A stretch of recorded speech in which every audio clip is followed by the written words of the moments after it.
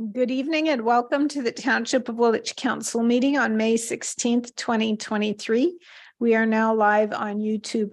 Apologies for the late start. We had a few technical difficulties to deal with. I'm going to start with a roll call of council. I'm Mayor Shantz and present and chairing this meeting, Councillor Bryant. Present. Councillor Burgess. Present. Councillor Cadeau. Present. Councillor Grant. Present. And Councillor Schwint. Present. Thank you. Can I have a motion to reconvene in open session? Moved by Councillor Grant, seconded by Councillor Bryant. All those in favor, and that's carried. Thank you. I will start by acknowledging the land on which we live has been here from time immemorial, and that Indigenous people have lived here from time immemorial. I thank the Shawanotan, also called the Attawandaron, the Anishinaabe and the Haudenosaunee people who have lived here and cared for this land and who continue to share and steward this land with us. May we together learn to care for each other, our flora and fauna, and the land that sustains us. Before we carry on with the rest of the meeting, I would like to take a moment to remember our community member and Waterloo Region District School Board trustee Fred Meisner, who passed away this week. He will be missed in the community and at the school board. He was a high school teacher here in town and well known through the community. So let's take a moment.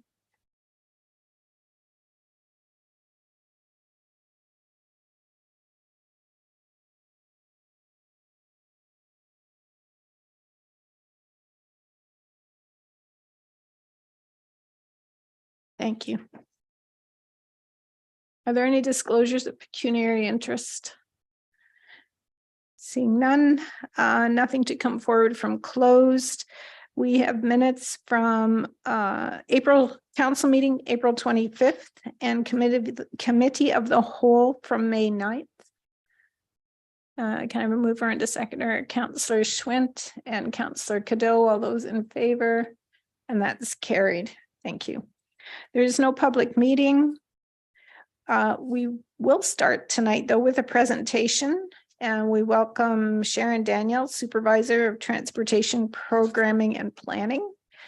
Welcome, Sharon, and Mike Henderson, Manager of Transportation Program Development, both with the region of Waterloo. Thank you for having us. I'm just going to share my screen. Hopefully this is going to work. Can everyone see that? Yes, we can. All right. Thank you for inviting us to present the region's transportation capital program within the Township of Woolwich. My name is Sharon Daniel, and I'm the Supervisor of Transportation Program Planning. My team and I coordinate all the projects and the process to build the 10-year capital program itself. And along with me, I have my manager, Mike Henderson. So the purpose of this presentation is to give you an overview of what is the region's Transportation Capital Program, also known as the TCP, an overview of how projects are determined and the TCP itself is built, walk you through some upcoming transportation projects within the Township of Woolwich, and answer any questions you might have. The region's TCP is a document, the region's TCP is a document that is created annually, and it provides an estimated budget for each project that is planned within the within the next 10 years. This document is divided into two main focus areas. We have the base program and we have the expansion program. The base program comprises of projects that deal with resurfacing and reconstruction of roads. We look at bridges, intersection improvements due to safety, and our annual programs.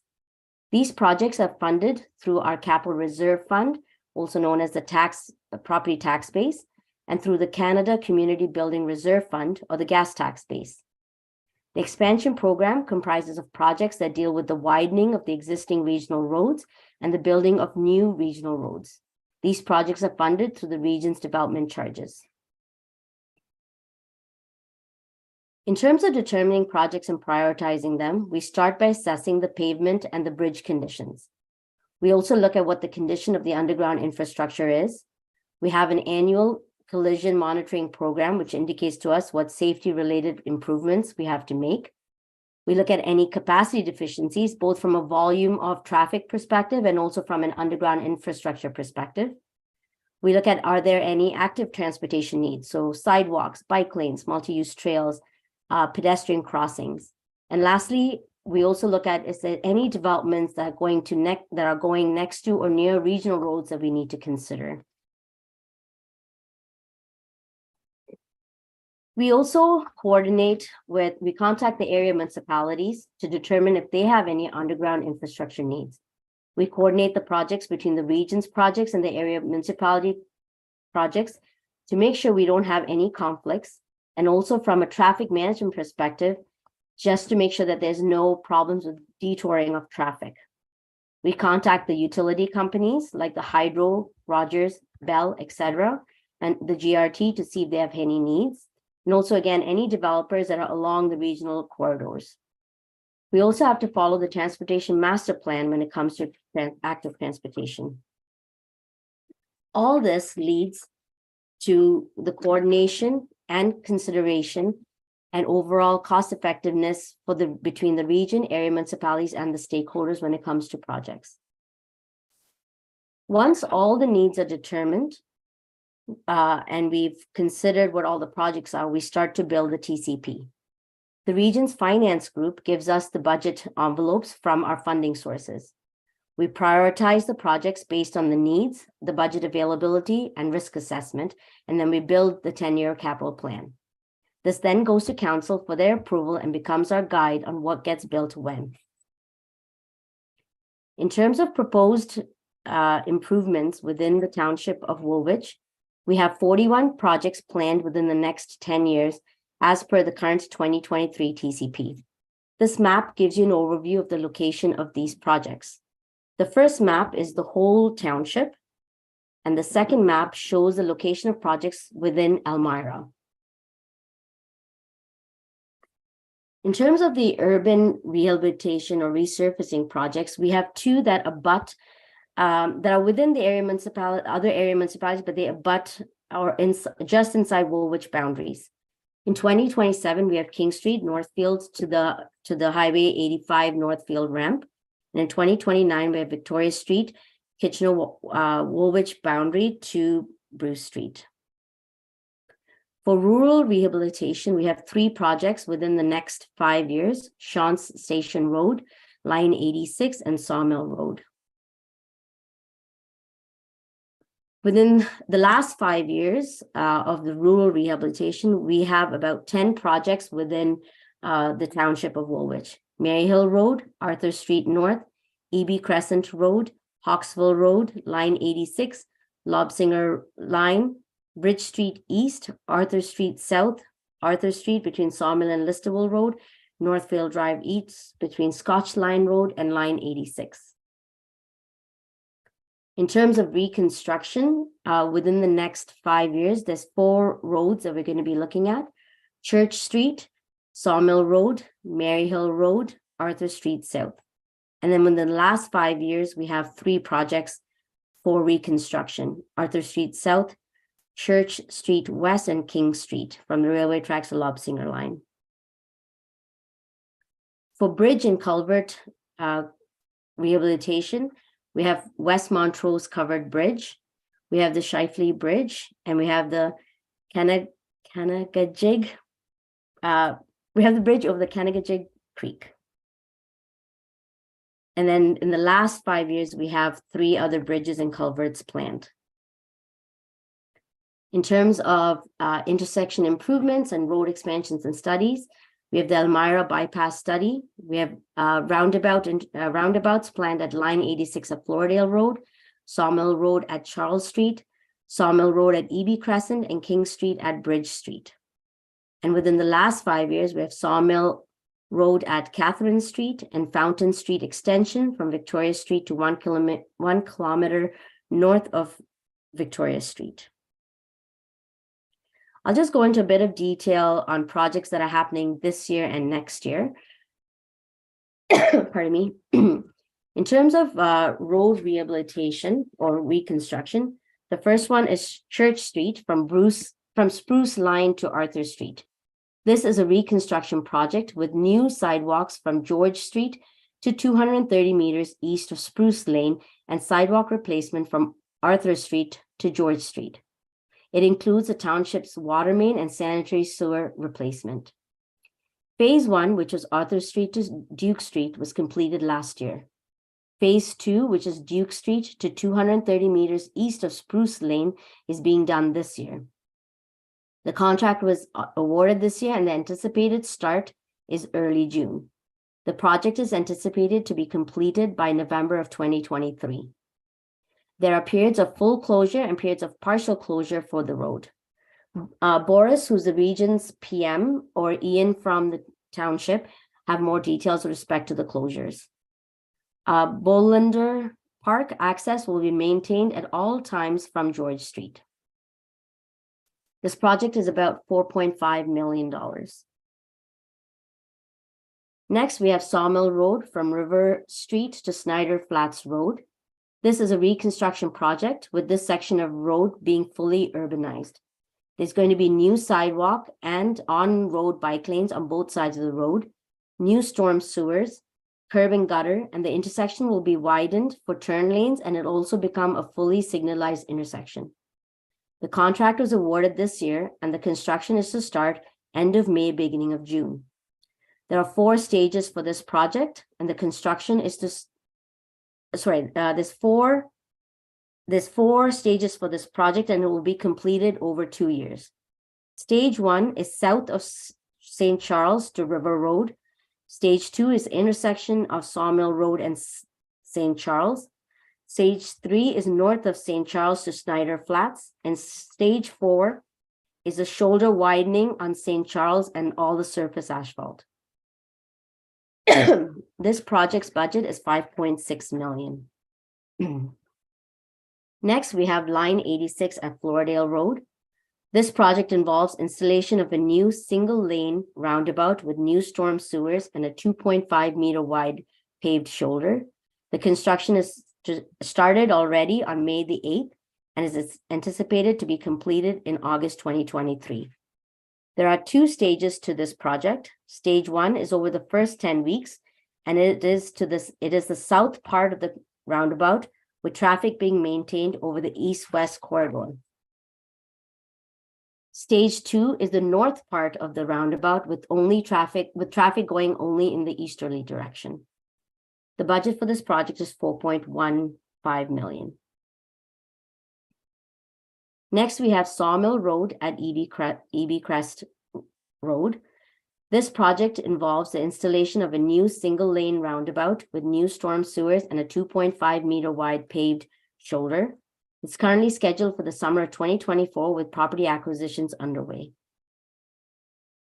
In terms of the bridges, we have the Shifley Bridge. It's a full bridge reconstruction, including all the piers and the abutments, and traffic flow is going to be maintained over this bridge. We have the West Montrose Covered Bridge.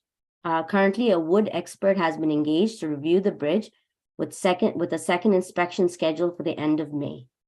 Construction is still planned for 2024, subject to council approval in the fall of 2023. The bridge over Kanagajig Creek, we have a consultant has been hired and the design is to start this year. This bridge is closely tied with the Arthur Street reconstruction project from South Street to Kenning Place, whose cross-section will dictate the profile for this bridge. And lastly, in terms of the studies, we have the Elmira bypass.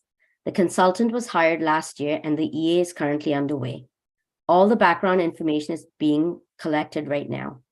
The traffic analysis is anticipated to be completed by July of 2023, and a public consultation is planned in the summer or early fall of 2023. If anybody has any questions, Mike and I will be happy to answer. That's our presentation. Okay, thank you. Good job on Kanagajig.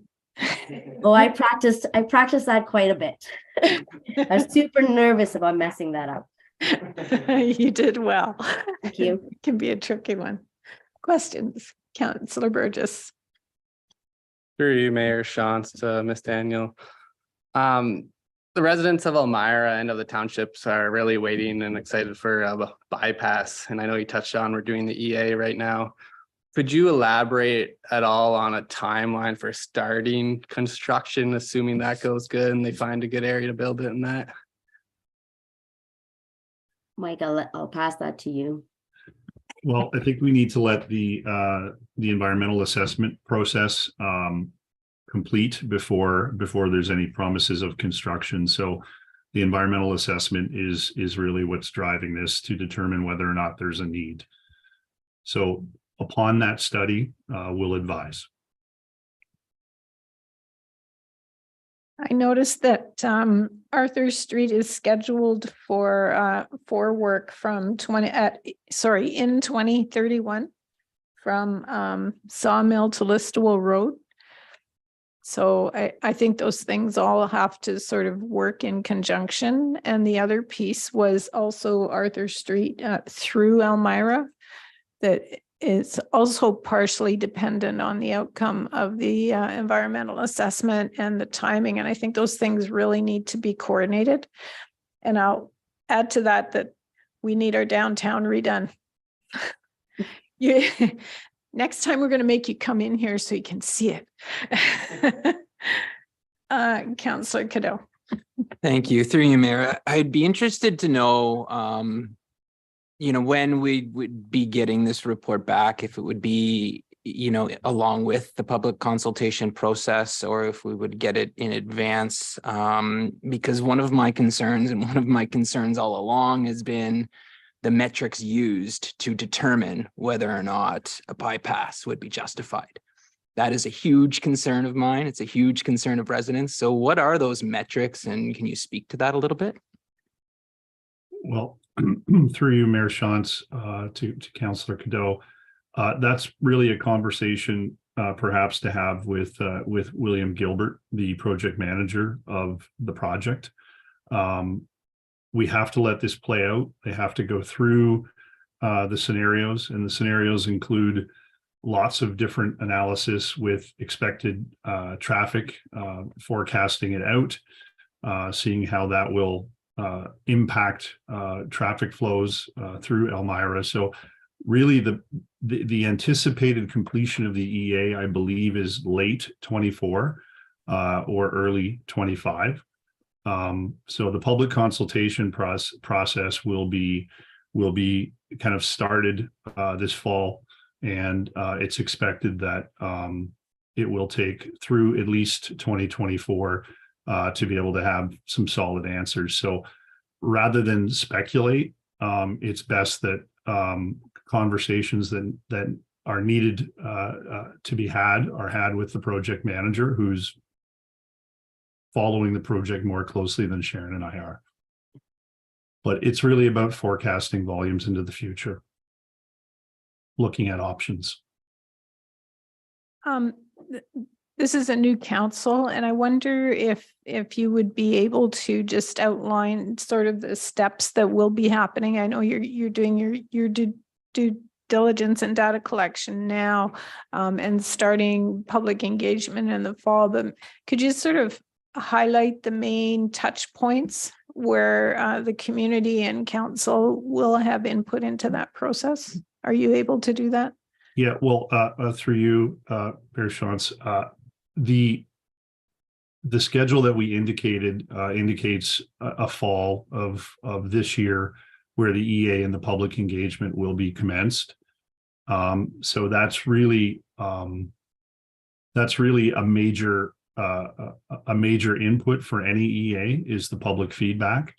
So I would suggest at that point there's going to be a lot more information shared, Councillor Cadeau. So certainly, I think William Gilbert would be happy to have a conversation with you at any time. We can certainly make that happen. We can help facilitate that happening. Once the EA's public engagement process is done, then there's obviously processing that feedback, looking at all the options, considering the options with the project team, and then making a recommendation. So I don't want to speak to the specificity of the schedule. That's really something that you could have a conversation with Bill Gilbert about, and I'm sure he'd be happy to share with you all of the details. And if there's some interest in having some conversations with him before the public engagement process begins, I'm sure he'd be open to that as well, Councillor.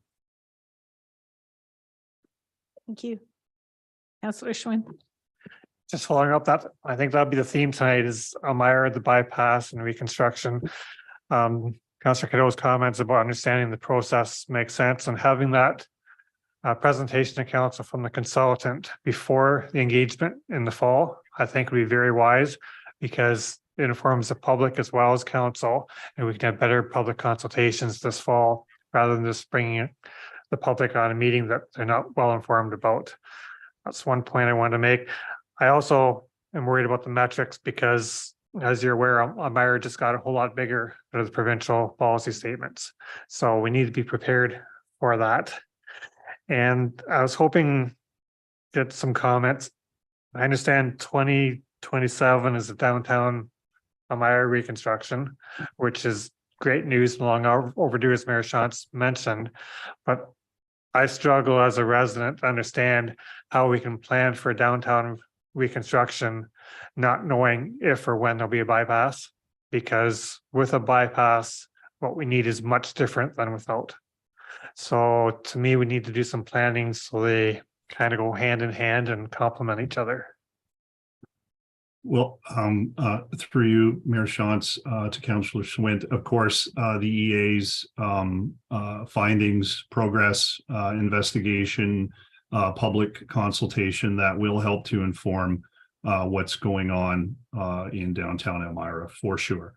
So the two kind of go hand in hand. So the completion of the EA will certainly begin to steer us in one direction or another. So I would just try to be patient, Councillor, and when we get some of the findings of the environmental assessment for the bypass, that information will certainly be absorbed and be considered for the proposed reconstruction in downtown Elmira.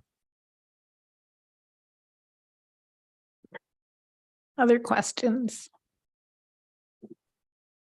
Councillor Burgess. Thank you. Through you, Mayor Shantz. We have a large rural cycling community here with the Mennonites. In 2026, you're looking at redoing line 86 just outside of town. That's a large biked area. There's always people going along there, and it's a very busy road.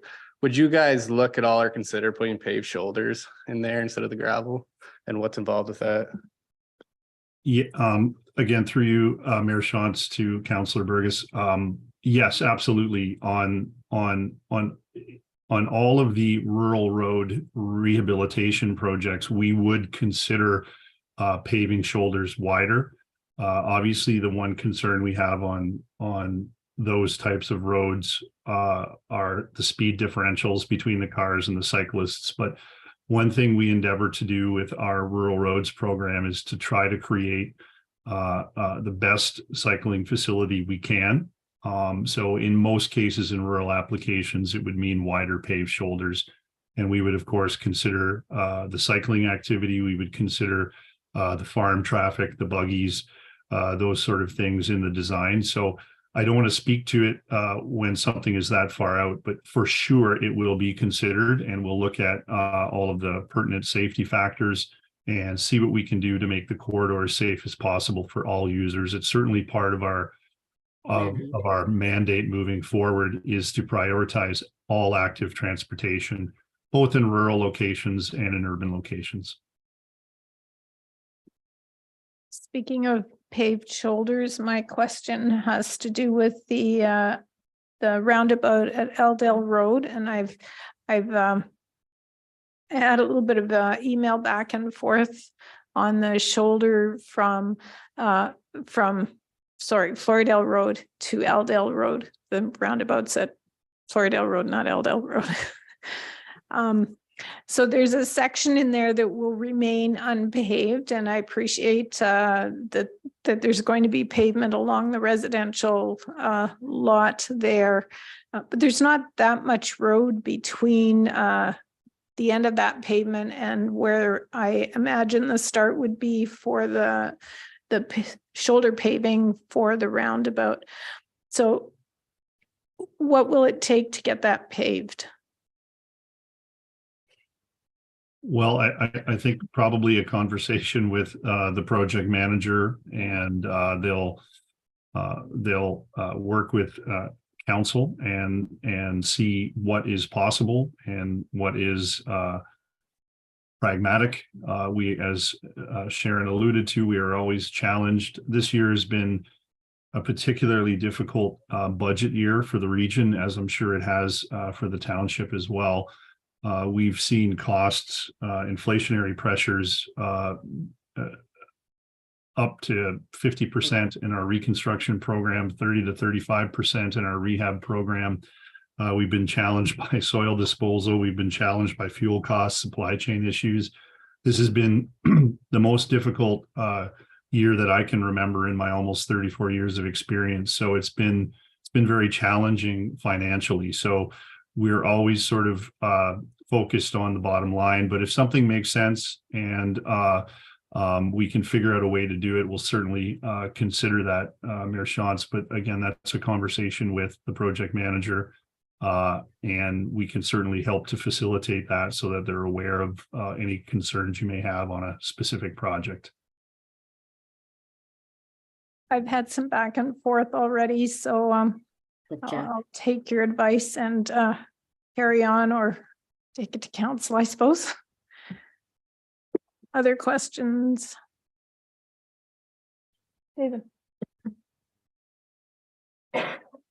Yeah, I just wanted to take this opportunity to mention to council that with respect to the Elmira bypass, with respect to the future reconstruction of Arthur Street, with respect to the eventual implementation of our downtown core revitalization plan, we have had the opportunity, I know I have, to talk to Commissioner Maciejewski at the region. And when it comes to the Elmira bypass, while at the end of the day, certainly a lot of these processes look at the traffic counts, the technical standards and that sort of thing.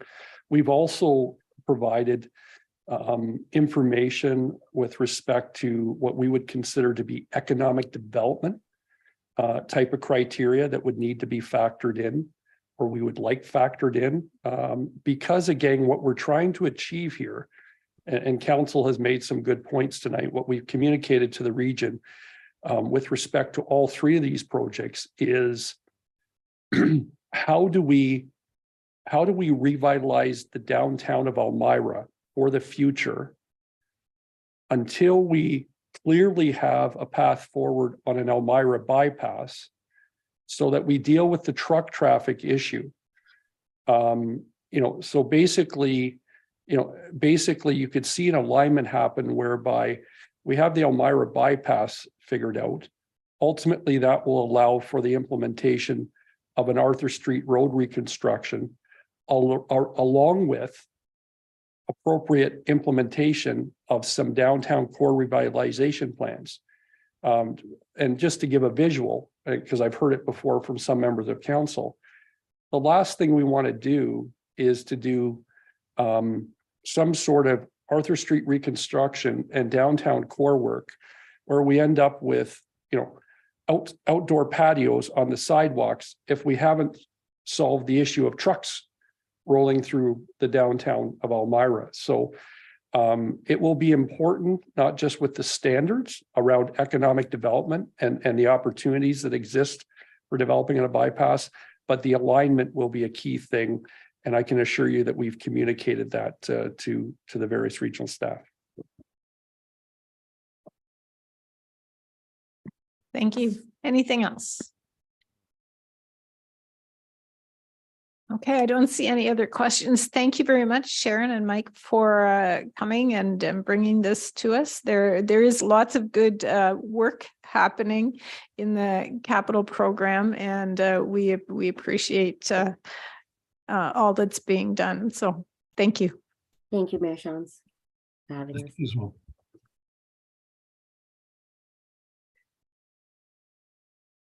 Okay, we have sorry. Councillor Schwinn, go ahead. Just wondering if we as council could have a bit of a conversation about that report. I thought that was really good information for us to have, but it also raised a few concerns that maybe we should take some action on. Two that come to mind are, Mayor Shantz, you brought up the paving between Aldale Road and Florida Road. To me, that's a no-brainer. You said you raised it with regional council. This council need to pass a motion. We pass other supportive motions, but hey, give you some more ammunition that regional council that we expect this done. And also requested our senior staff, when they're talking to regional staff, that's a hot button topic to bring up in those meetings. That's one big concern I have. And the second, they brought up having the consultant come out to speak to us. I think that would be a key thing to have in June before he gets going in the fall, to present to council to create public awareness. There's no sense having public engagement if there's no engagement. I think that go a long way to creating better conversations this fall. So that'd be two action items I'd like to see council take. So in terms of having, I wrote the name down here.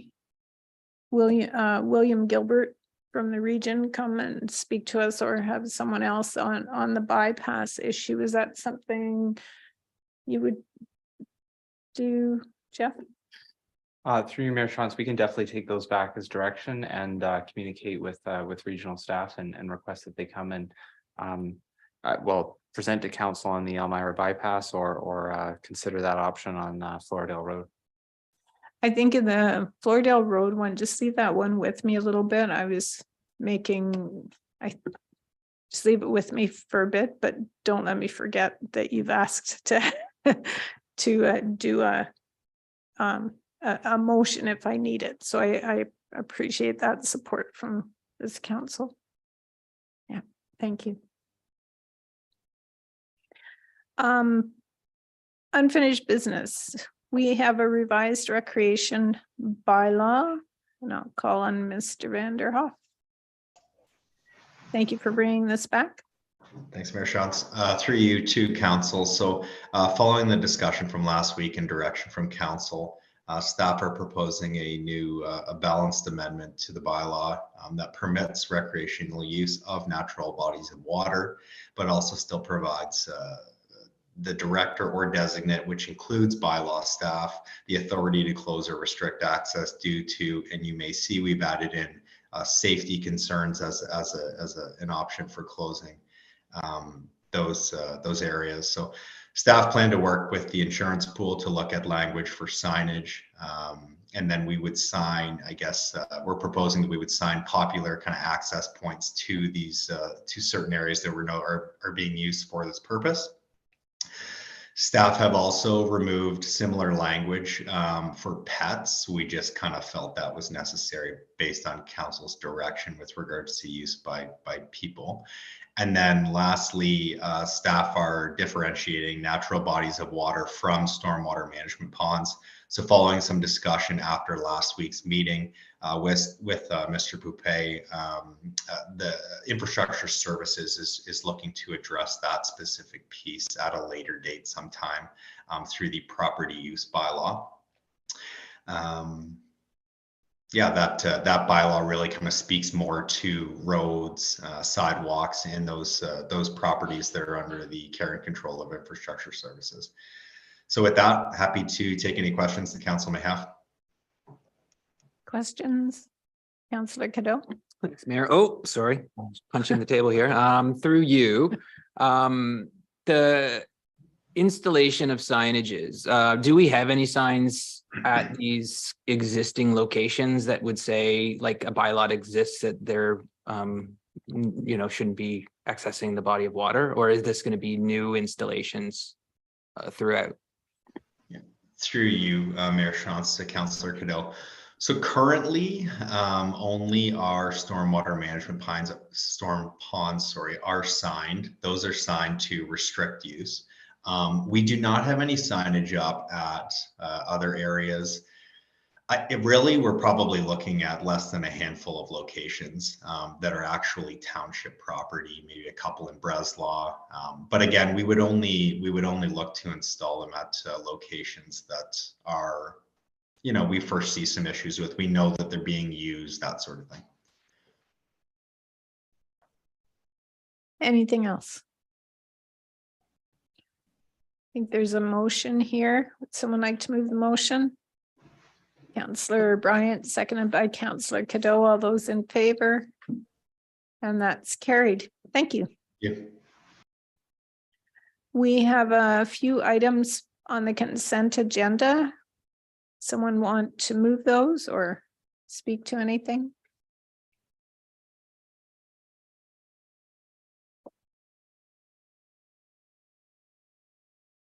Moved by Councillor Grant, seconded by Councillor Cadeau. All those in favor?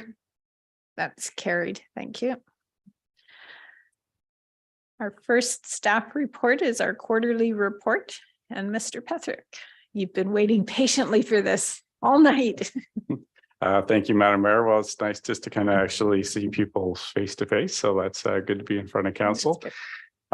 So this is the first quarterly report, second one that this council has seen, but the first one from the budget that you passed. So this really is giving council a flavor, both from a financial perspective, as well as how we are doing with regards to an update to our business plan that council saw through the budget process. So touching a little bit on the financial side, that's mainly what I'm going to be talking about tonight. From the operating budget side, at the end of the first quarter, March 31st, we had just shy of $3.3 million or $3.3 million spent of our net levy budget of about 13.1 or 13.2 million dollars. That leaves us in just a slight deficit position of about 0.02%. I can say that we pretty much use this from a council perspective, just so you know that we're utilizing a year-to-date approach, and we kind of utilize it more from a benchmark perspective, just to kind of see how we are doing. One of the things that this report does say, and you'll, as throughout your term, you'll start to see and get used to seeing these quarterly reports. We do have some pretty big fluctuations on revenues of expenditures that do come through depending on the time of year. So right now, being the first quarter, we haven't really got into a lot of our infrastructure stuff, so the like you'll see the calcium program that tenders on tonight. You guys just passed the gravel budget. We got a number of other large operating expenditures that will come, and they'll come usually about the second quarter into the third quarter. Couple of things I just want to highlight, at least from these statements perspective. One is under development services for building. You see the Bill 124. So that is the building standard that happened a number of years ago. And that is just for the building department to be self-contained. So it is in a negative position, about 155,000. What that really means is that there's been more expenditures than revenue that has been taken in. We do have a budget in 2023 of about $366,000. So we're still right in line. We're a little tracking a little further ahead. So we were expecting that we would have greater expenditures than revenue coming in 2023 already. So as I said, we're a little further ahead than we would anticipate. But, if we find that the building activity does increase this year, you might be able to see that thing turn around. Of course, if it doesn't, you may see it get worse. The other thing, and one of the things I think for those that have been on council before, I think Mayor Shantz, you know this, what quarterly report would there be if I wasn't going to be talking about winter control? However, saying all that, this is actually not a bad story that I think that we've had in the past. So at the end of the first quarter, we have about 27.24% of our winter control budget left to spend. So that's about $277,000. I would say, hopefully, depending on how winter 2023 starts, hopefully we get it in December and not in November, but it has happened that we got in November. We'll see where that kind of shapes out for the remainder of the year. However, one of the things I would want to point out is we are $64,000 less of an expenditure than we were in 2022. So that is still a really good news for us. And on top of that, we actually, you may recall through the 23 budget discussions, we increased that budget from 22 to 23 by about $200,000. So we started to right that ship. So I think we're kind of set ourselves up much better kind of going forward. And again, depending on what Mother Nature decides to do is depending on how we'll end up in that budget area. From the water and wastewater side, so the wastewater budget is in a deficit position about $150,000. You're going to hear a lot of this through your term of what's called I&I, or inflow and infiltration. I think I might have said this to council once before. This is where you get your storm water, so that rainfall that actually starts to seep into our sewer system. Because naturally we have cracks and creeks where they actually seep in, and then what happens is that I call it gray water goes down into the regional wastewater treatment plant, and then we get kind of charged for that. So this year has been, I would say, very wet. We've had a lot of wet weather so far this year, and you kind of see that reflected here. So when we develop our wastewater operating budgets, we kind of try to do a bit of an average of where we think that flow is going to factor. Because when you find that you get into some very dry seasons, you're going to see sometimes you get yourself in a pretty good surplus positions. But when you get into some really wet seasons like we've experienced, we get ourselves into some deficit positions. But we've also been in such, I guess, circumstances and situations where we've been in deficits this time of year because we've experienced wet weather or whatnot. But then as you go through the rest of the year, we've had some really dry summers. Then you kind of seen that number kind of flip around and we get ourselves into a surplus position. So into the first quarter, we'll see kind of where we end up. From the water side, we are also in a deficit position, just shy of $160,000. Really, the big thing from this one, you'll see from the financial statements, is our regional billings are tracking higher than our revenue. And it's really the revenue that I want to talk about. So as we are transitioning from and implementing this radio remote program on our water meters, we're kind of transitioning from what we've done from the really, really old, I'd call this still 18th century reading water meters, very manual process. And as we're doing that, not all of our meters are on remotes. And so that's sometimes kind of a bit of a challenge for us, because we've had meters that we either haven't read because nobody's in the field reading the meters. We had a contractor doing that for us. So with the majority of our properties on radios, we don't really need somebody out in the field doing that. Of course, the big problematics that we do have is what I'll call our ICI, or the industrial, commercial, and institutional properties. Those are sometimes our biggest challenges. And those are the ones that actually are our biggest users as well. So we at times have to estimate that. And then we finally were able to get in and get a reading of it. We found out, estimates were not very good, because our financial system, quite frankly, really stinks at estimating. And so we really kind of need to get ourselves on and getting that program up and going and making sure that we get remotes on all of our things. I can say that we have identified a number of our customers that we haven't billed, more so in the industrial side, and you're going to see that deficit kind of do a quick turnaround as we start to capture these things. So it's not something that I'm completely uncomfortable about right now. So I'll stop first. Councillor Schwint. Sorry, that tweaks the question. What's the longest period of time we'd go from getting an actual reading on a water meter? Estimate for how long before we'd do another actual of some sort? Would it be over a year, over 2 years, or just a few months? So through you, Madam Mayor, if it was me, I would say, well, first I would say hopefully never. But the second off for me, I would hope that we'd be looking at 1 or 2. But I've seen it where we've done estimates for like years, like 2 years. Easily we've done estimates for. And I think sometimes that gets into a bit of the challenge because, for my side and my staff, we're the internal side.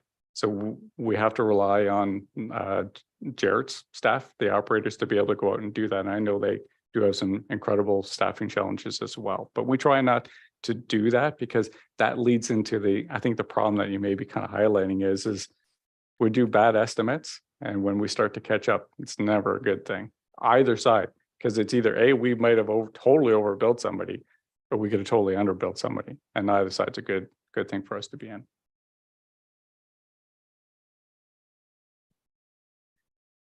Other questions while we've got a break? I think there's still the capital to. Did you want to make some comments on the capital? Yeah, through Madam Mayor, just real. That I did have a question on the winter control, since we're stopping there, and just I Just remind me, the winter control, if we have a surplus there, we actually have a reserve for that, do we not? Yes, ma'am, we do. Yep, we do have a reserve. So anytime that we have surpluses, which has not happened for quite a while, we can definitely have the reserve and put that in there. And then really just to kind of wrap up, really short on capital. It's really the first quarter. We're just starting to get into our capital program. So not surprising that there's not a lot of expenditures that have been realized of yet. But, you know, as council would have seen, we've already had a number of tenders awarded by council. So we're just getting ramped up for our program in 2023. So with that, happy to take any questions that council might have either on the financial side or maybe an update from one of the items in the business plan. Are there other questions? No, you did a great job on that. And you're going to do the business plan too? Is that what I just heard you say? I'm just looking for my notes here. I've lost my spot. It's okay. Yeah, but yeah, so Madam Mayor, this is essentially, it is just an update. So again, if council has any questions, we have staff online that can answer those. Okay, great. Anything on the business plan? No, I'm not seeing anything on that either. Strategic plan, there I am. I'm looking at my screen too much tonight. And then anyway. David, strategic plan. Yes, thank you. Through you to Madam Mayor, to council. Further to our discussion at one of our previous meetings, I revised the report to reflect a much more elongated process, which will allow us to focus on community touch points and council touch point, at least initially, in this year, and finalization of some of the engagement and the actual strategic plan come 2024. And so, you know, to that end, some of the key things I want to focus in on, I want to make sure that you're aware of, is we talked at the previous meeting about making sure that we kickstart the process by getting people engaged and used to using the Engaged WR platform. And that's something that the mayor promoted last week at her State of the Township address. And so you'll see the types of questions we're suggesting that, you know, we use to start that engagement. As well, before we actually get into the actual community engagement sessions this fall, we thought it was very important to have a touch point following the initial online engagement with council, just to see the results and also to make sure, you know, and this is a common thing I know that municipal staff are doing with other municipal councils, is having a touch point about some critical things that you may wish for the facilitator and staff to drill down when we're out with the community engagement sessions on specific type of strategic issues or particular areas of focus. Outside of that, you know, I think it's important to note as well that, you know, we've developed a process to stretch out the amount of actual community engagement sessions and to hopefully try to address questions before they happen.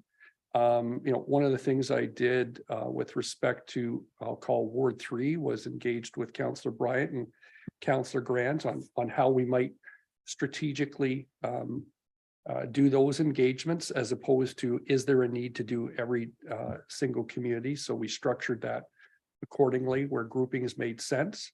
You may ask why Floridale though separated, and that's, you know, because I would respectfully suggest Floridale is a different part of the Woolwich community in terms of its makeup, residents, and things of that nature. I think that does make sense to have some sort of strategic engagement there. And then you'll see the engagement around Elmira and then St. Jacobs and Heidelberg area in terms of community engagement session groupings. But in summary, the report was revised to reflect, as I said, to start the engagement, around online nature, to have a touch point session with council before we go out to the community, to reflect more community engagement sessions than what was in the original report, but ultimately to stretch out the process so that this brand new council has sufficient time, one, for us to engage the community, and two, for you to get the necessary experience where if we're developing a plan for the next 10 years, that you feel you're in a better position next year to have the experience under your belt to ultimately develop such a long-term strategic plan. So with that, I'm happy to answer any questions or be willing to receive feedback on any further tweaks or refinements that you might want to see. Because over the years, we've had a lot of debate in these council chambers about the importance of council having a lot of ownership in this process. But at the same time, while it's been, recently reported, about, whether, we get the level of engagement that we should to ultimately develop a plan. I think the process that we've developed here is, and what we've worked on over the years is a vast improvement, as I think I stated at the last meeting, on the one that was in place when I first came here, where the strategic plan was simply developed by meetings between council and senior staff. I think it's much more important, and it was tied to a 4-year time frame. I think it's much more important to develop a longer term plan. That's what strategic planning should really be. It should be long range planning, looking at the future, not tied to a political term of office, but also that you're engaging the community, that you're truly engaging the community to get their input. Because ultimately, if we're going to develop the Woolwich that everyone wants to see over the next 10 years, it's not just about what council thinks. It's not just about what senior staff thinks. It's also needs to be driven by community input. So I'll stop there. Thank you. I would also add that in light of the changes that are being made provincially, I think to try to do it in a shorter period of time is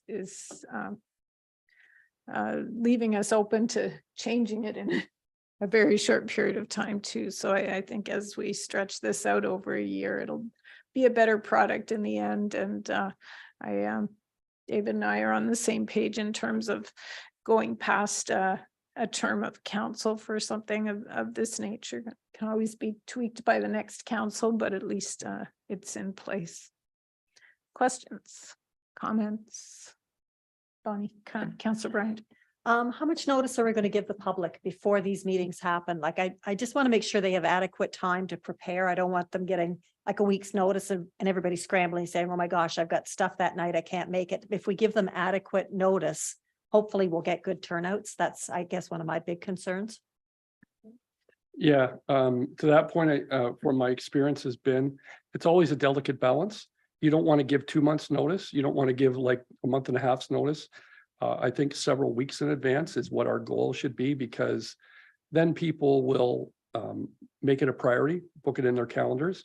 But I agree, we don't want to provide short notice because ultimately then, what we can be accused of is, did we really want input or not? We have to be seen to be authentic about and transparent about wanting that input. So I would look at something around the month ahead of time or 3-week mark. And just to follow up, when are we looking to do this? Like, is it this fall or are we talking next spring? Yeah, further to the report, I'm looking at to the September, October, November timeframe. Thank you. Councillor Grant. Thank you. Through you. I'm just wondering, I think I read it in the report, the ways we're engaging. So I think I saw like newspaper, but are there other avenues that we're using to drive people towards the survey as well as driving them towards that attending the meeting? Because I'm aware that certain demographics may not pick up a newspaper compared to others. And I want to be mindful of the metrics we use to engage people may skew the odds of who's engaging in those surveys. Yeah. I think in this day and age, the best answer to provide through you, Madam Mayor, to Councillor Grant's question is that it's not just the newspaper, it's using social media. Outside of that, I think I've acknowledged before as well, from my experience, you also need to do targeted invitations, like, you know, whether it's the community support agencies or our minor sports organizations, or for that matter, we have a history of either former or current residents associations or rec associations where we can tie into helping for them to help us promote. And, you know, I would dare say at times we get creative that some of our staff are on some of the buy and sell pages, you know, and using whatever means possible to use multiple ways to get the message out. Because, you know, what we've found over the years is that more and more community groups, or more and more like there used to be a very active Conestoga Wittenberg Residents Association. There still is a Westmount Rose Residents Association. So we try to tap into those sorts of things so that we make sure that we're making sure the community is broadly aware of this. Just to follow up, this maybe is more a plea to any high school teachers that are watching, but I know civics classes are run at EDSS. That might be an interesting project for students to fill out that survey so that they can have a say in the community that they're living in. So that may be something even staff can reach out to the local high schools or the local schools for an engagement part. Yeah, actually, on that point, so last year I did 2 presentations in this council chambers to the civics class, and they've asked me to do the same thing again. So that's a great reminder that when I have a captive audience here of the students to use that opportunity. Good idea. Is that in the fall usually? It's actually whenever they approach me. Yeah, yeah. So, Okay. yeah. It could be a homework assignment. Yeah. Counselor Grant didn't have her mic on. She said it could be a homework assignment. Just Counselor Cadeau. I'm not suggesting that we go out and spend a lot of money doing it, but could we not do a targeted mail out or put something in one of those lovely bills, perhaps that somebody get in the mail from the Woolwich Township to remind them, and then we know we're hitting every address in Woolwich and we're not missing anybody. Yeah, I mean, absolutely. We can do that. And normally I don't like to be a cynic, but I've, from the beginning of my career in the early 90s, have often dealt with residents, you know, that I talked to them about the fact that, well, we sent a news ad out with the water bills, or we sent a newspaper ad out with the, a reminder poster out in the tax bill even.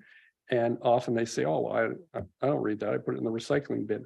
But point taken, it's something that we can look at because then we can never be accused of trying to do the widest circulation possible. Again, more of an editorial comment based on my municipal experience.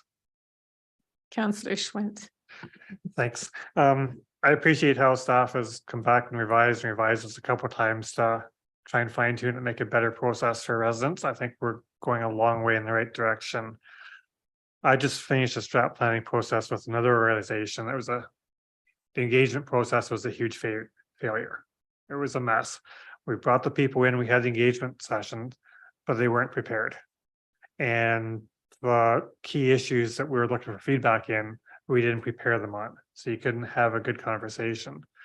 My suggestion or comment would be, if we're having these sessions in the fall with residents and they're targeted, make sure we prepare people before the meeting, but also at the meeting to give a 2-minute.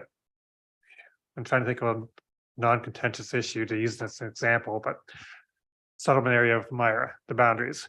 So people are aware this is the new boundary.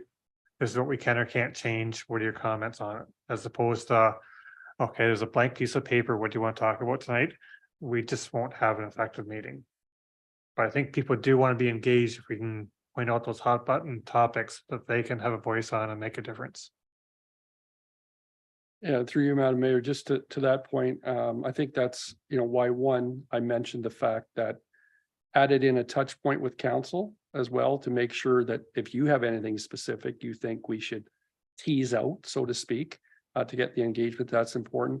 And I think also from experience too is to start off with kind of generalized questions appropriate questions that everybody can wrap their mind around in terms of the type of Woolwich that they want to see in 10 years, or how we phrase that, to make sure that people start thinking about some of the key areas of focus.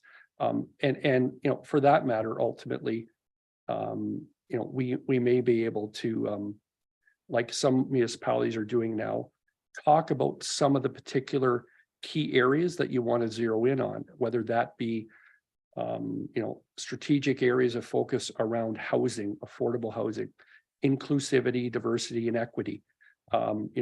Again, there can be certainly key areas that you start people's minds thinking about, what sort of input do we want?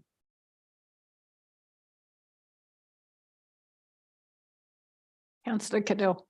I really like what Councillor Schwint had said there, and it could be something as simple as starting to brainstorm broad questions and get it out to the residents so that they can start to wrestle with them, in their own minds, and start to formulate their own opinions on what they see as, what the collective vision of Woolwich is. It takes time to really let some of that stuff, circle around before you can come up with something. So maybe that could be the logical next step, is start to develop out some broad questions to get people to start to think about some of these very high level questions, right?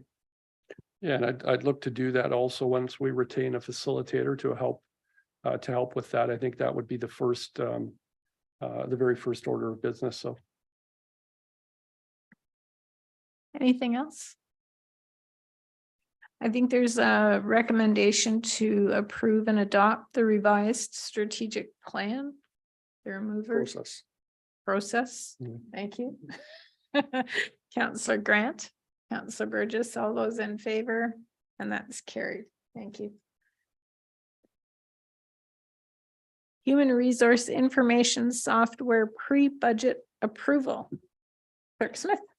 Thank you, Mayor Shantz, through you. This report has just been prepared to request pre-budget approval for a human resources software package. So just in terms of some background, the township was successful in receiving a grant under the Municipal Modernization Program in the amount of just over $105,000, which focused on the document digitization software and equipment to make the township more efficient and effective when accessing information. One of the digitization projects that we've been working on is a human resources information system to modernize, digitize, and automate many of the routine HR processes. That would include things like onboarding employees, policies and procedure development, and a learning management system for staff training. The software that we've been looking at is Human Resources Downloads. It's a cloud-based software, and it's also subscription-based, meaning that there's no capital outlay to use the software, but there is an annual fee. In order to utilize the system, staff were able to obtain a 3-year contract with discounted pricing with a yearly total of about $7,400. In 2023, the cost can be covered by the modernization grant, but staff are seeking council support for pre-budget approval for the 2024 and 2025 years in the amount of $7,407 and change to implement the HR download software. With that, I'd be happy to answer any questions. Questions? Councillor Cadeau. Thanks, Mayor, through you. 240 courses in the LMS. And I'm only bringing this up because I remember the conversations we had around fire training. Is there any way that we could utilize the LMS that we would be getting through this for fire training or for any of those purposes? So through you, Mayor Shantz, there will be some standard programs that we may be able to roll out through this system. But the fire department does have their own learning management system. So we looked at, integrating those things, but at least at this point, we think it's better to keep them separate unless it's that sort of standard training. And I'm thinking something like, the township's accessibility training program for new employees. That might be something that could work really well with this, but any of the specific fire training programs will be on their software.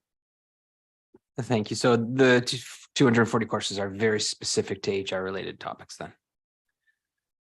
Through you, Mayor Sean, some of them are more general, like they'd be the general accessibility training that we do, but some of them are more specific HR software program trainings.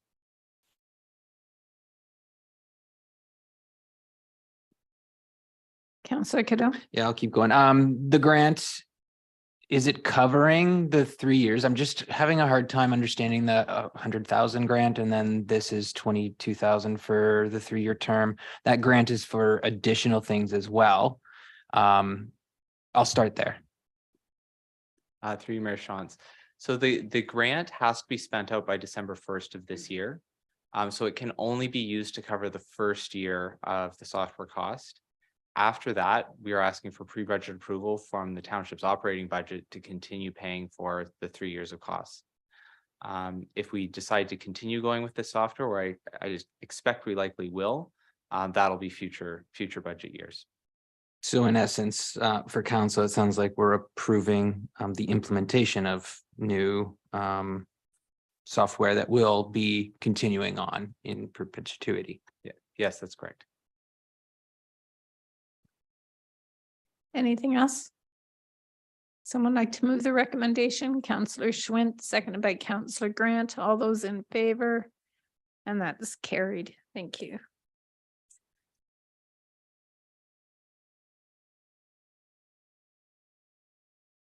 Mr. Vink. Update and approval of the regional official plan amendment number 6. Good evening, council. Just to bring forward, which you probably all are quite aware of, is the approval by the province of the regional official plan amendment to open number 6. As I think you've probably all heard, the province decided to move the lines further than the region had proposed, and they moved the settlement boundary lines to the countryside line that has always been in the regional plan. So one of those major changes, obviously, then is they expanded the boundaries as Elmira on the east and west ends to the outer edges of the countryside line. There were some changes in St. Jacobs on the northwest side. To add some lands there, and then the large addition of lands in Breslaw to take us all the way out to Shant Station Road and the future Highway 7 on the north side. So as you can see, obviously that dramatically changed the boundaries of some of these settlements. There is some internal, I should say, wording changes that were done. They're nothing significant and no major concerns that way, but there was some minor changes that impacted Woolwich. Just all in all, because of the changes, and we were starting through our official plan process, we are going to continue with our official plan process and deal with these issues in Elmira and St. Jacobs for growth.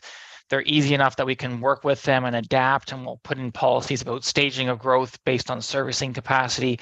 But Breslaw is obviously a much larger entity, that much larger change. So as a result, staff have worked with our consultants, and staff is going to work on the plan for Breslaw separately over the summer and into the fall, and then merge it back into the rest of the official plan later on this year.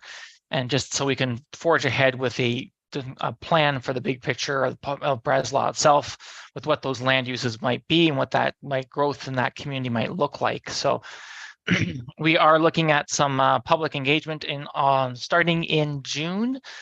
Open houses in an open house in Breslaw, just to get the community out to take a look at some ideas and options about how we might develop Breslaw in the long term and get some feedback. And like I said, come fall, we'll come back with a finalized plan of maybe approach for land use designations in Breslaw. That's as far as I'm going to get into it for tonight, but if council has any questions, I could try and answer them as best as possible. Questions?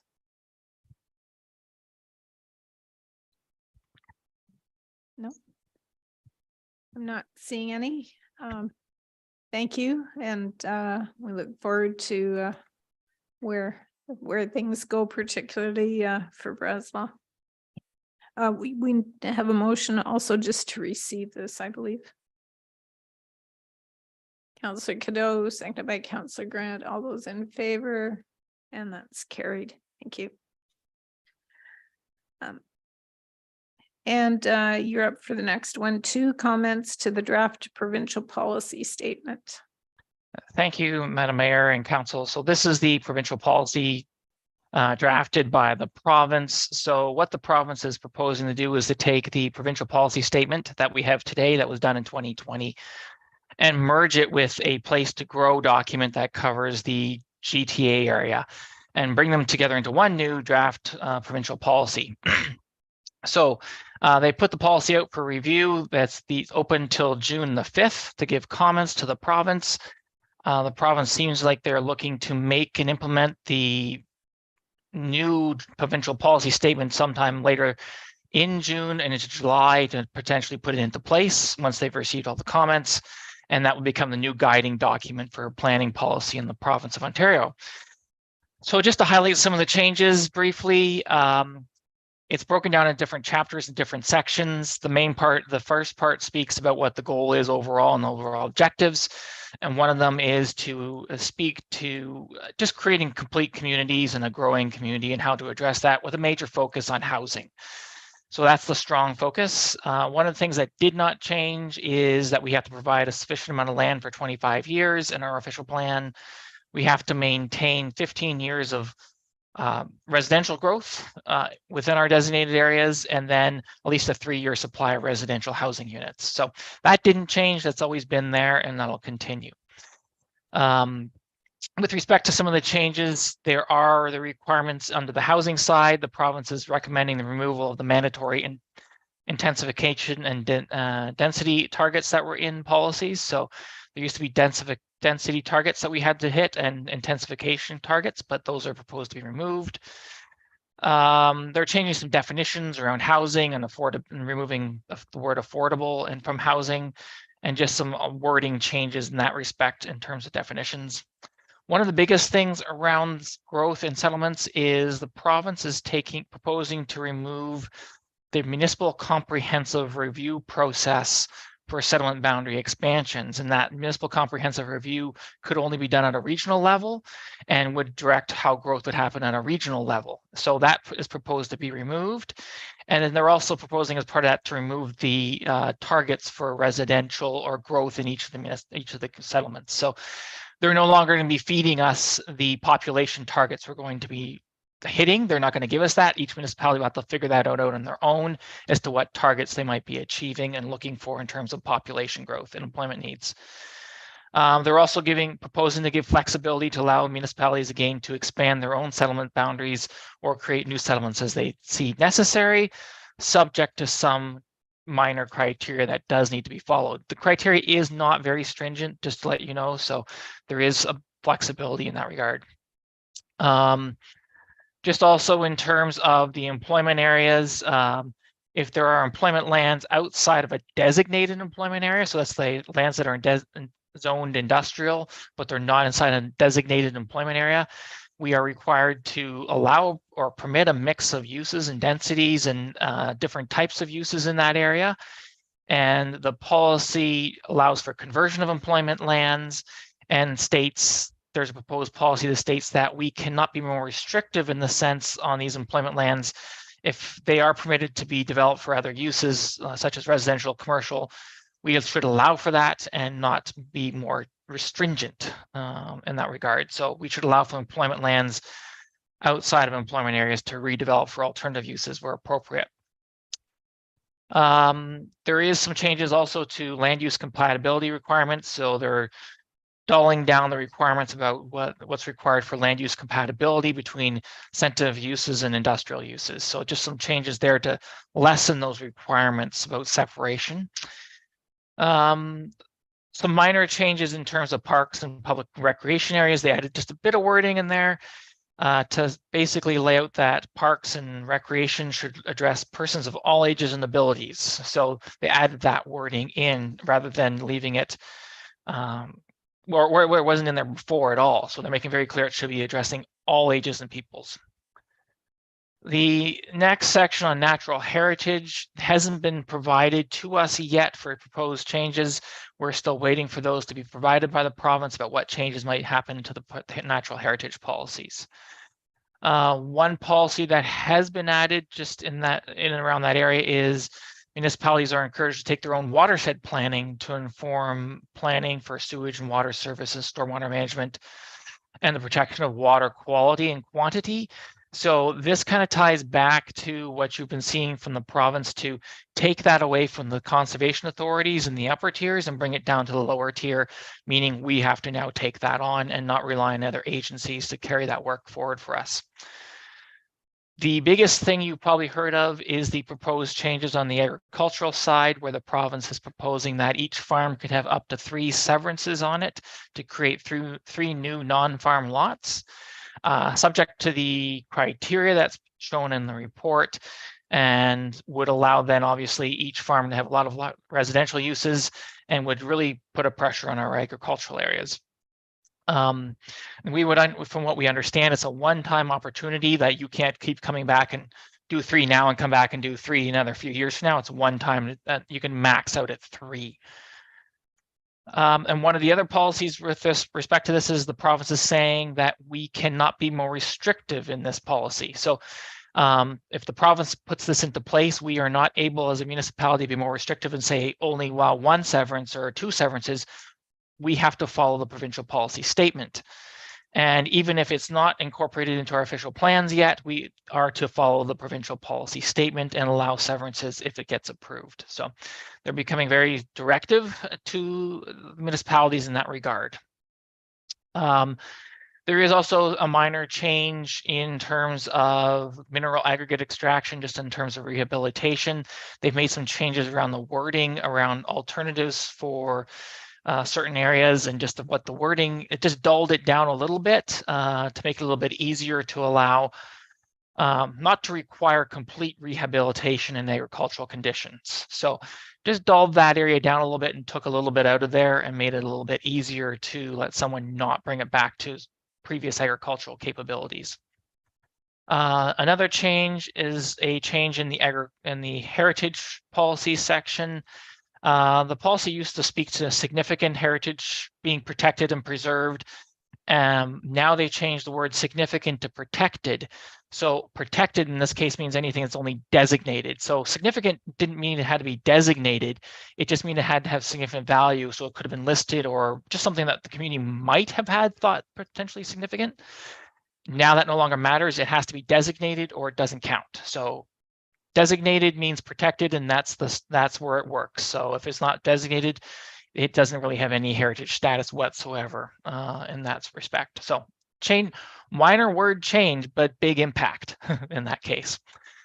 In terms of public health and safety, again, they are looking at, like I said, bringing some of this down to the local level. So planning authorities are to identify the hazards and hazard lands and to deal with that. Taking that, like I said, moving that away from the conservation authorities in the upper tiers, they're bringing it to the lower tier. And that's kind of consistent with the last section of the implementation and interpretation. So the province is coming and making the provincial policy statement and saying, this is the policy statement, you will abide by it. The province is the approval authorities, and you're going to follow through. And then everything goes to the local level to deal with on the day-to-day issues, but the province will approve and oversee it, basically. And the local municipalities have to do a lot of work now in the policies, the way it's written, that we are encouraged to coordinate any planning activities at the local level with Indigenous communities, school boards, the public and stakeholders and other municipalities, where that wasn't in there before because it was at a broader level saying what the regional or upper tiers were involved, and then we weren't doing we didn't need to do as much of the broader consultation. Now each municipality on their own will have to do that broader consultation and make sure we're bringing everyone together to get a plan together for the province to approve. So as a result, staff are just proposing that we provide some comments to the province, as you can see in the recommendation. Under the main section there, that we request the government to maintain population projection growth. It is a little bit challenging that if each municipality gets to create projection growth on their own, we may lead ourselves into a bit of a sprawl situation that communities are over allocating lands that we don't need and taking away from good agricultural land or other natural features that shouldn't be developed yet. So we should have some overall guidance about what we should be looking for in each areas of the province.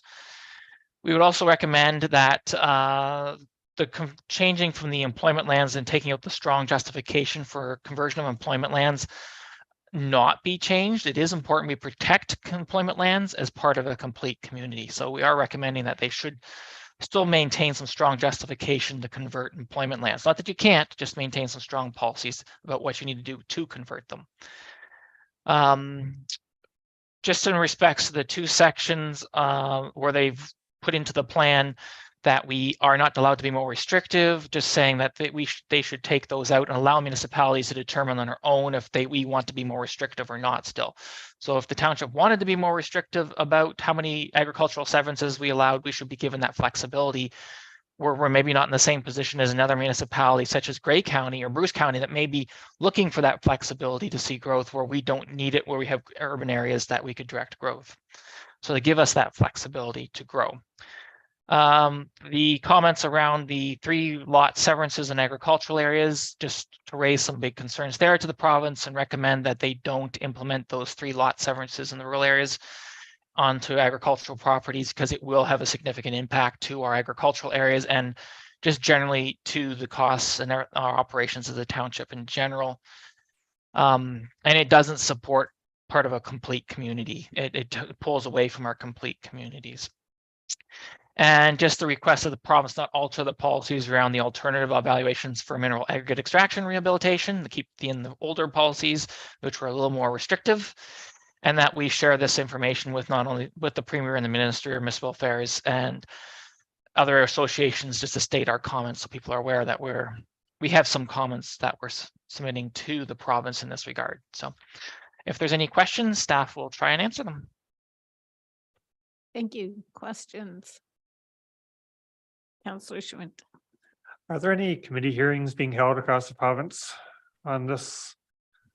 No, they are not holding any committee hearings. It's just straight submission of comments through the ERO, the Environmental Registry of Ontario, which is just the online forum. Councillor Bryant. Thank you. I do want to say that I think the comments you have put in are very good and they cover a lot of areas of concern. I am concerned about the farmland ones. For one thing, I don't like the severance idea. But my one question is, have they taken into consideration the fact that Waterloo Region is so dependent on groundwater? How are we going to deal with that going forward? Like, we're not like the big cities that can just go to the lake and just keep pumping. We just don't have that capacity. So I am concerned with what they're proposing and our lack of ability to provide the water that we're going to need for this. Through the mayor to Councillor Bryant, I don't think they've really considered that on an individual basis whatsoever. It's a very broad, the policies are broad. If I take you back to the previous report where the province expanded our settlement boundaries, for example, we don't have the sewage capacity in Elmira to even for the growth that was given to us, the areas that can grow for us. So there's a lot of work that has to be done. And I think this is where they're saying local municipalities, you need to collaborate with whoever you need to collaborate with to make your plans work. And that's where they're putting a lot of emphasis on. And then that seems to be where it happens. So they're putting it still down onto our plate to figure out and to determine how we're going to grow to that level. And then the province will approve or tell us that we need to change things as necessary if they don't like the plan we're coming forward with. But no, they did not come forward with anything specific around how we're going to deal with groundwater or water issues and supporting or servicing our communities. This is going to get interesting because you can't provide housing if you have no water or sewage for these houses. So it's going to get to be very interesting over the next couple of years. Thank you. Anyone else? Councillor Schwint. Get back to the soapbox I was on before Christmas, and that signing a resolution like this or signing that piece of paper in the ERO, we're killing a tree for no good reason. We killed a few trees, I was told this afternoon in Woolwich Township. So maybe we should try and do better than that. And is this something where we need to have some conversations with our provincial government? It's not just a letter or an email we send in, it's a conversation, exchange of ideas. Maybe it's banging our head against the wall, so be it. But I think as a township, we owe it to our residents to express concerns, have that conversation, and maybe we can find tweaks that work for Woolwich. as opposed to, I guess, a generic. I shouldn't say generic, because there's a lot of well thought out information here. Staff done a lot of work. Most of those points I completely agree with. My one concern is we've got these points and we're against the provincial statements before we've done our official plan review, and maybe we haven't taken into account our residents' concerns or support of this. I don't know. But I think today we've got a lot of concerns, and I'd like to see us do a better job of expressing them than just in the ARO submission. Do you have a suggestion on what that might look like? More work for Mayor Schatz and Mr. Benjamin in terms of Okay. meeting with the appropriate MPP across the street and the minister. Yeah, we can do that. You make the ask. We can make, yes, we can make the ask. Are there other questions? So I guess my question is probably one that you can't answer, and it might be rhetorical as I speak out loud, but one of the things that occurs to me is you know, when we put the ROP together, the regional official plan, as a community, we set out the number of units of housing that were assigned to us that we needed to do over the next period of time.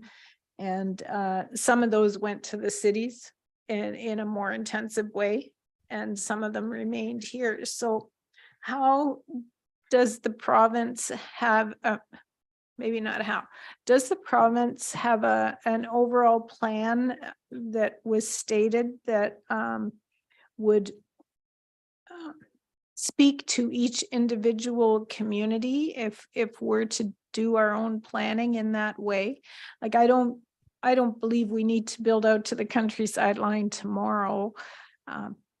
There always was an intent at some point we'd reach the countryside line anyway. So is there, I think I know the answer, but is there anything that appears to guide us in that way, or we just submit something and sort of on a whim, the province says yay or nay?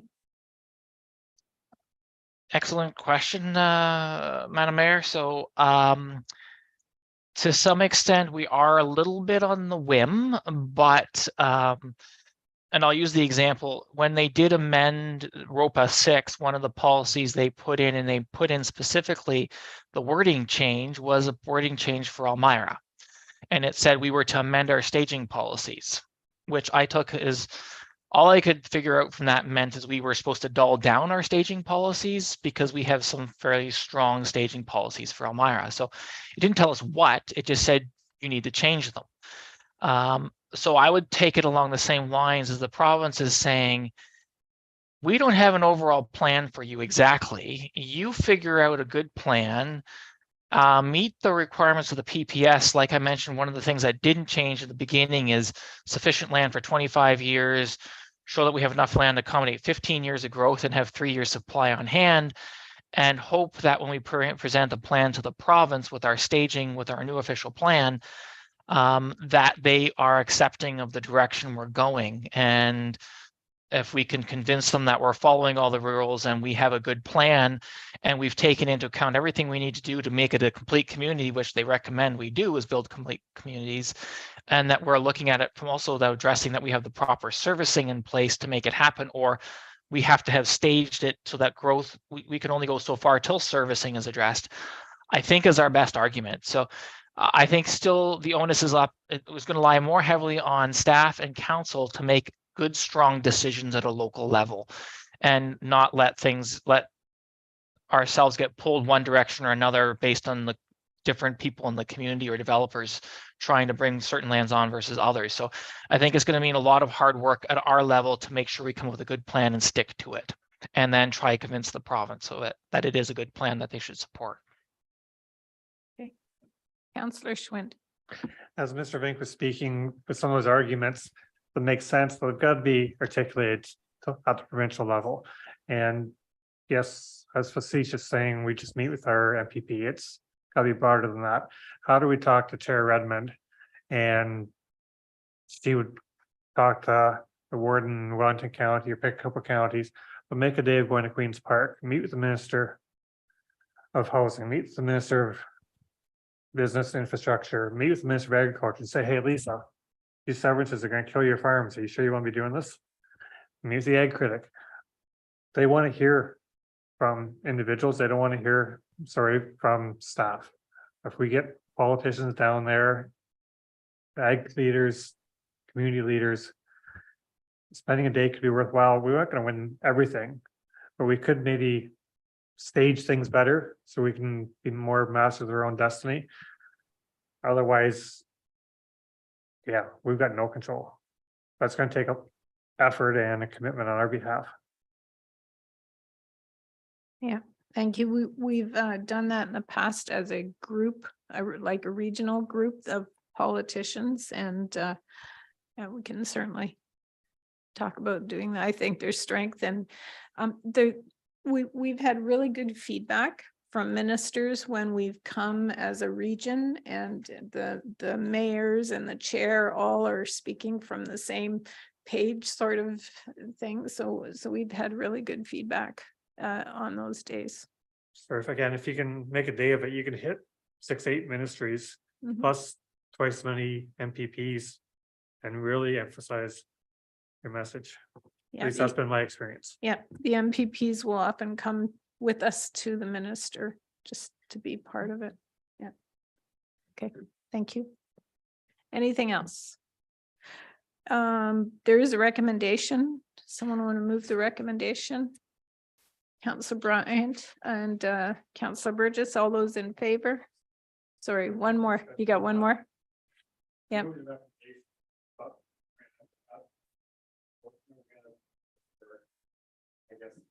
You want to add something to it? Is that what you're suggesting? I think we're comfortable with that. Otherwise, I think we're waving a white flag. Okay. Councillor Cadeau? Yeah, I agree with Councillor Schwint. I think that the report that's in front of us is very well documenting a lot of the challenges that we're going to be facing here in Woolwich, especially from that agricultural perspective. I would like to see us try to take that message a little further, because my fear is this is going to fall on deaf ears, and I don't want all of the good work that's been put into this document to simply fall on deaf ears. Okay. So what would your addition be to the motion? So my suggestion would be that staff come back with a lobby strategy that involves working with other municipalities, townships within the region, the regional chair, to conduct a lobby day at Queen's Park to discuss this issue. Okay. And I'll just add in, perhaps it's not even a lobby day. I mean, if you come up with a strategy that's taking this message further, I think that's kind of hitting what we need to hit. If it involves a lobby day, that's something that I would definitely support. Deanne, you've got your camera on? Yes, so I just wanted to remind council that we have very limited time to provide these comments for the new PPS.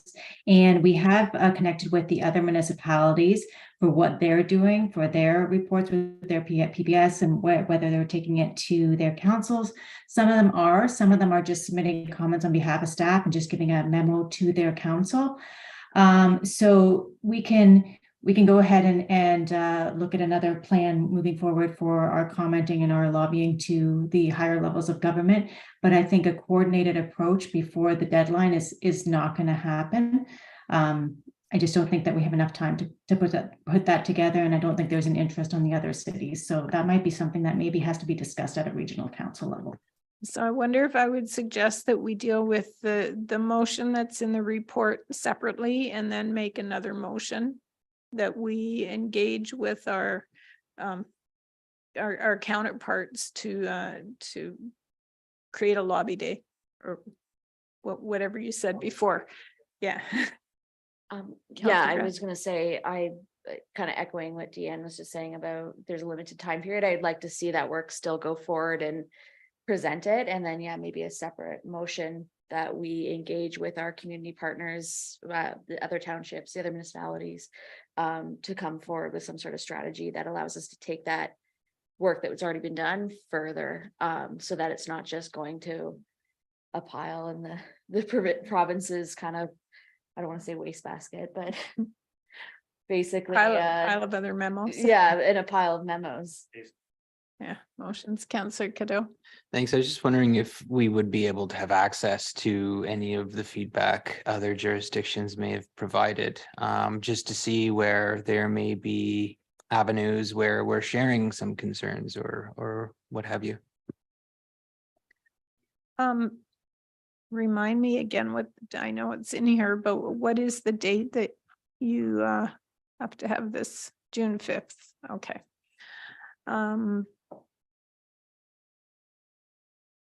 Yeah.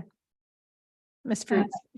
Through you, Madam Mayor, yes, we can provide copies of those reports to council as well. So they will be going forward with the ones that are going to their council prior to that date will be going forward in this month, and we can provide you a copy of those reports as well.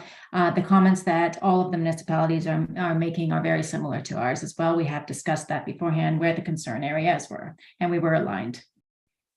Okay, thank you. Is council, I guess it's been moved and seconded as it is here. Is there any further discussion on this motion? All those in favor? And that's carried. And Councillor Schwint, you wanted to make your other motion as you previously articulated? Yep. Woolwich works with other townships and the region to, I guess, have a coordinated effort to talk and meet with the appropriate ministers and MPPs over the next few weeks, 6 weeks. I'd like to see regarding the PPS changes. Yep. Okay, did you get that? Excellent. Is there a seconder? Councillor Grant, is there further discussion on that? All those in favor? And that's carried. Okay, thank you.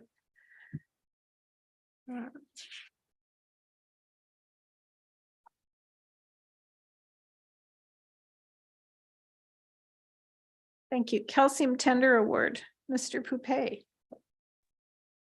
Thank you, Mayor Shantz. Not nearly as exciting unless you live on a gravel road, but this is one of our annual programs for Dust Suppressant Tender Award.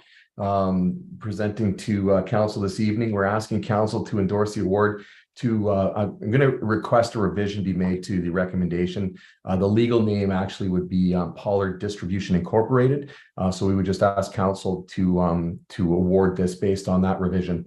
That'll be reflected post meeting. But this is an excellent example of the townships getting together collaboratively to stretch that almighty funding dollar with its purchasing power. So the 4 townships have gotten together on this. It is typically administered either by Woolwich or Wellesley, with North Dumfries and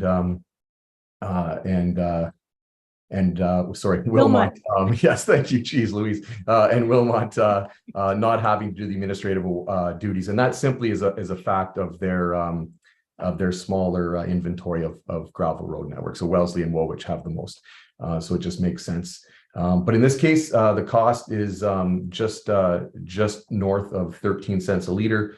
We're also authorizing that council allow staff to make the decision to extend for a possible maximum of 2 years. We have had successful projects with Pollard Distribution Inc. As you can see, they've been around. They're one of the leaders in the industry in dust suppressant as well. I think the report spells out a lot of the history. I think that's really well done, identifying the options that we present and allow the market to sort of dictate and drive the price. And as you can see, year over year, it does appear that the 20% calcium brine solution is the preferred, despite the double application requirement.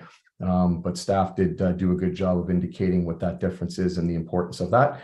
The unfortunate news here is that we are slightly over budget. We're looking to contain the $27,000 within the loose top account.